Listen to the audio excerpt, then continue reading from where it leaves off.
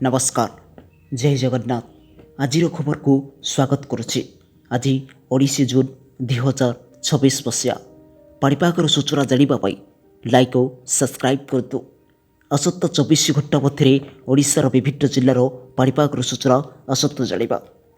बंगोपसागर में आसूची लघुचाप सक्रिय हम मौसुमी तुहा को तुआ वर्षा।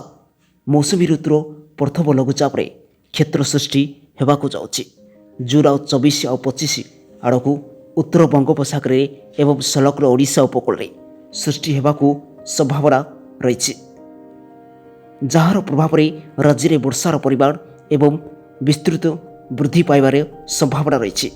लघुचाप जो मौसुमी सक्रिय हो एने पाणीपाग विज्ञान आकलन करिछि। जून 22 और 23 पर निम्नस्तरीय जेट क्रमशः शक्तिशाली होबार संभावना रही। भारतीय अंचल को आर्द्रता प्रभाव को बढ़ाइब। पाणीपाग मॉडल अनुयायी जून 24 और 25 बेलू उत्तर पश्चिम बंगोपसागर में ओडिशा उपकूल निकट में एक घूर्णिबलय किंवा लघुचापर क्षेत्र सृष्टि होबार संभावना रही। यह दक्षिण पश्चिम मौसुमी वायु को अधिक शक्तिशाली करने सह द्वीपांचल और मध्य भारतर वर्षार परिमाण बढ़ाइबा एवं मौसुमी आगक अग्रसर होबार सहायक हो बोली पाणीपाग विज्ञानी कहते। राज्य में मौसुमी प्रवेश सत्वे गरमर प्रकोप जारी रही।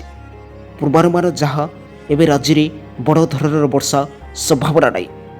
आसंता 21 तारीख पर्यंत एभली असह्य गरम गुड़गुड़ी को निस्तार संभावना कम। मौसुमी वायु अनुकूल होगा फल पश्चिम ओडिशार तापमात्रा क्रमशः कमिब।